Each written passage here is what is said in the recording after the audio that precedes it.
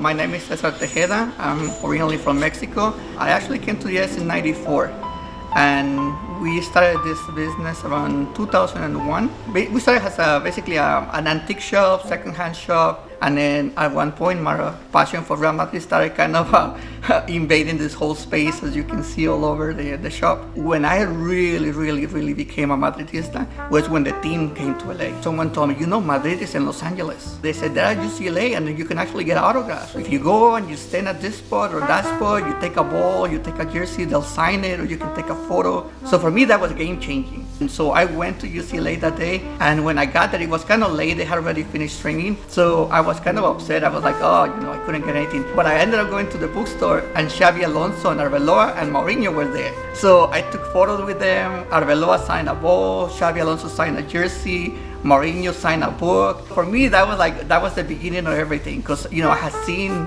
the people that I actually follow. They signed stuff for me, and then I brought it home. I showed it to my family. So that's when it started. As a collector, you cannot have a love for each piece. The love is different. It's like a father with his children. You know, you love all of them, but yeah, you have a kind of like a favorite one, even though you don't want to say it. I collect a little bit of everything just because they'll tell a different story, and I want my pieces to tell a story. I would say that I started liking football, and I always like history. And I'm always being someone that likes to, like, for example, I always say, like, I follow the thread. So I start pulling from a thread and I want to know more.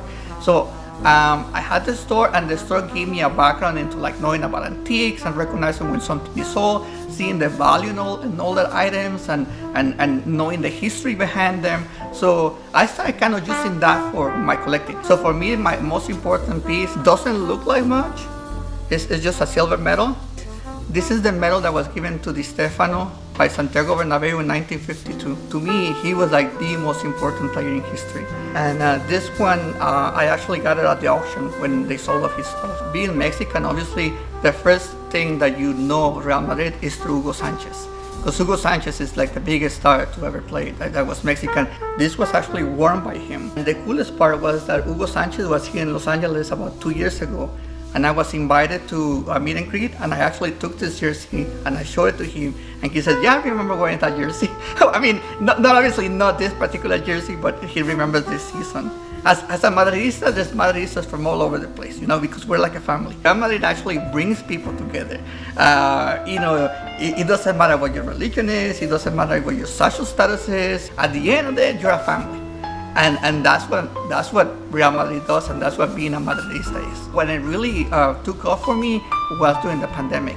So I would go into groups, and then at one group I started becoming friends with a person named Manuel. I only knew him as Manuel, and I knew he was from Spain, he was from Barcelona. We really clicked, we became good friends, and he would tell me that at one point he had been attached to Espanyol, the club. And Ricardo Zamora, later on during his life, he had actually been a coach for Espanyol. And he had told me that at one point that Ricardo Zamora, during the, I think, 70s or 80s, had given him his a pair of boots that he wore. And he would always tell me, oh, it's one of my most precious treasures. And we would talk football, and he would talk about stories of La Liga, going to the games, and then I would tell him about the stuff that I had, and he would show me some items that he had. And at one point, then I lost connection. Like, he wouldn't log in, I wouldn't see him. I sent an email just to see, I like to see how he's doing and all that stuff. And about a month after, his daughter responded saying that he has passed away. And she mentioned that he has something for me. So you can see it's like a small box, but she said that he wanted me to have this. Now, I have no way of knowing, you know, if Ricardo Zamora actually wore this. But he was convinced that he did.